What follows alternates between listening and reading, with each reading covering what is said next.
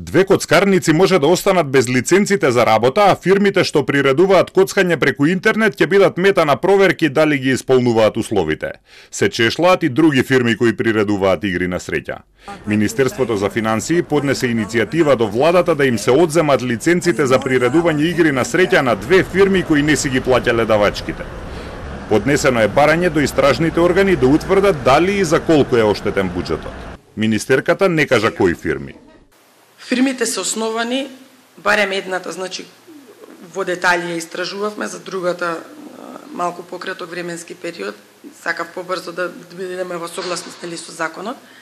Основана 2022 година, од 2022 година до денес нема ниту еден денар платено било каква давачка кон буџетот. И сето тоа е констатирано во записник од страна на управата за јавни приходи. Значи дали има одредени оштетувања кон буџетот? Има. Затоа што има и пред се давачки кои што согласно законот требало да ги плаќа. Сега, во колкав обем треба да утврдат надлежните органи, затоа што треба да знаеме колку работеле, што работеле и така натаму. Врз основа на испитувањата кои што ќе ги направат, ќе знаеме и ќе имаме повеќе детали. Министерството за финансии има издадено 30 лиценци за организирање игри на среќа во автомат клубови, 8 лиценци за спортски обложувалници и 8 лиценци за казино. Автомат клубовите и обложувалниците имаат по 10 на локали со иста лиценца. Обложувалниците плаќаат лиценца за 3 години која чини 105.000 евра. Лиценцата за автомат клуб важи 6 години и чини 78.750 евра. Лиценцата за казино чини 600.000 евра за 6 години. Автомат клубовите плаќаат по 375 евра месечно за секој автомат и по 675 евра месечно за секој електронски рулет.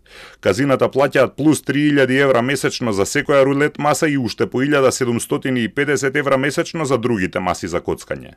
Само по овој основ државата наплаќа по над 1 милион евра месечно. Според податоците на Управата за јавни приходи, граѓаните во 2022 година во спортските обложувалници уплатиле над 50 милиони ливчиња за 187 милиони евра.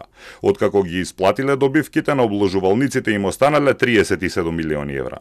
Разликата меѓу уплатите и исплатите во автомат клубовите ширум земјата минатата година била над 150 милиони евра, а тогашните 6 казина направиле 35 милиони евра плюс. Скоро 1/4 од разликата меѓу уплатите и исплатите треба да завршат во државната каса.